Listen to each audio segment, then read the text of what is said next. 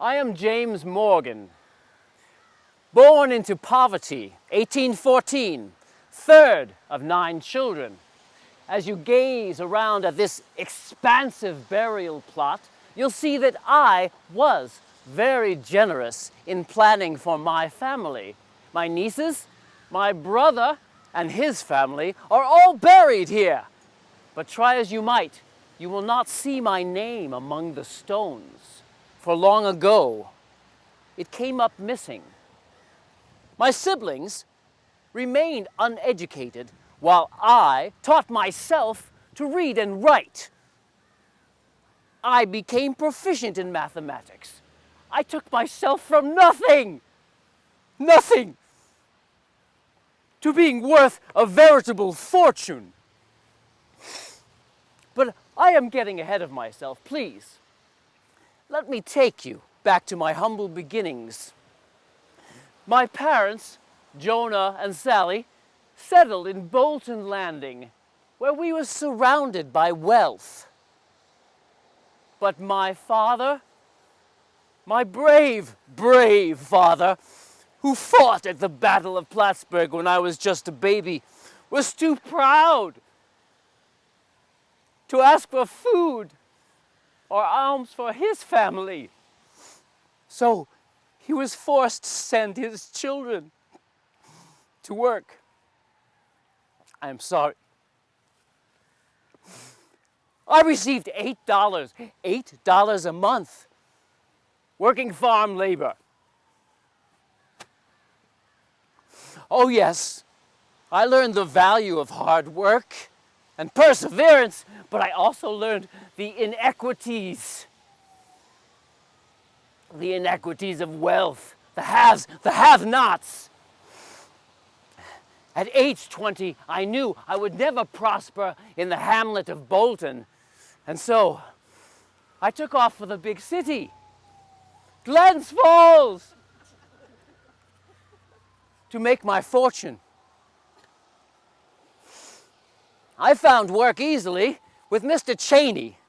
Cheney's mill on Warren Street, where I went quickly from hauling logs to helping in the office. I learned bookkeeping and business. I apprenticed in the lath mill, where I can tell you I know everything about lumber and everything about wood. At age 23, I was ready, and I opened my own grocery emporium in downtown Glens Falls. I was so successful that in 2 years, I opened another one. And in 2 more years, when my wealth was recognized, I married. I married the daughter of a local assessor, Martin Eastwood, and her name was Olivia. She gave me 2 beautiful daughters, Sarah and Ida, and we built a mansion on 27 Park Street. But I knew that the real money was in lumber. And so in 1846, at the tender age of 32, with the profits from the store, I went into the lumber business. Listen carefully now, because in 10 years, I was managing the Cheney mills. 10 years. In 10 more years, I bought them outright. In that 20-year period, I built the largest lumber concern on the entire Hudson. My fortune was made. But with that fortune, I made enemies. Lumbermen were always trying to sue me, for I ran a better business. I was way ahead of them. Some of my competitors, Colonel Van Dusen, Mr. Finch, Mr. Crandall, Mr. Wing! My competitors thought I was a bitter and unrelenting opponent.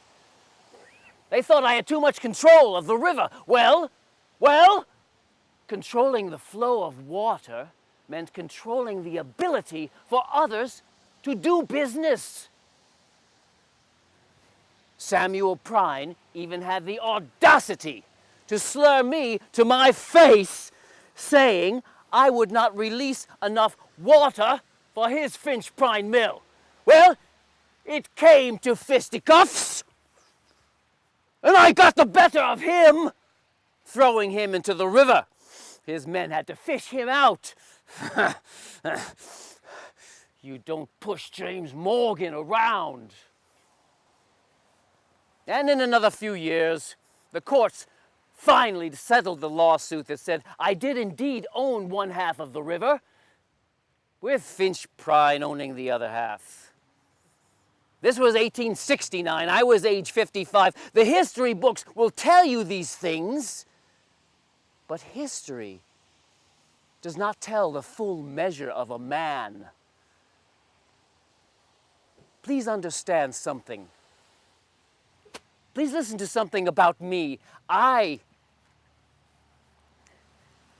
had lost my hearing early on from my work in the mills.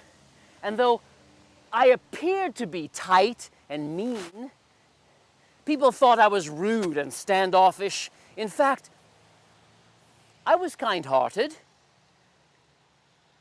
My family and those that really knew me understood that my deafness made life isolating.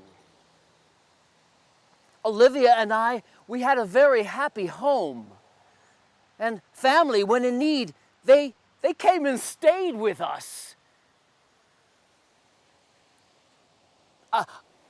Our devoted servants, Minnie and Lizzie, they took good care of us.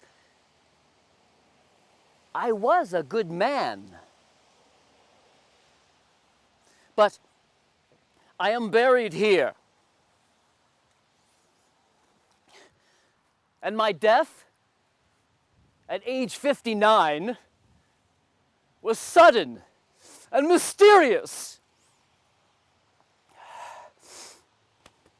I will tell you what happened.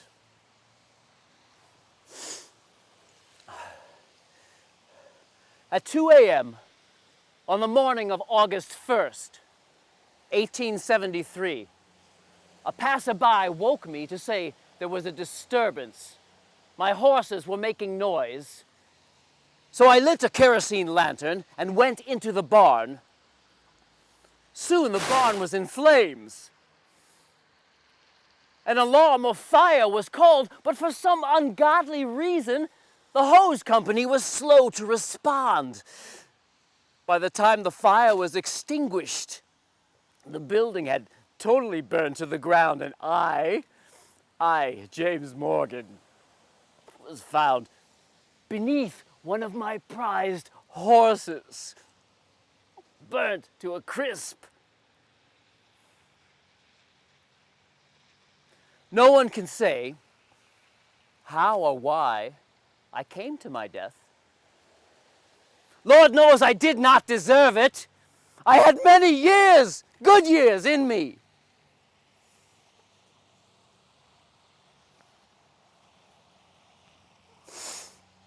Perhaps I can reveal a detail or two to you from that night.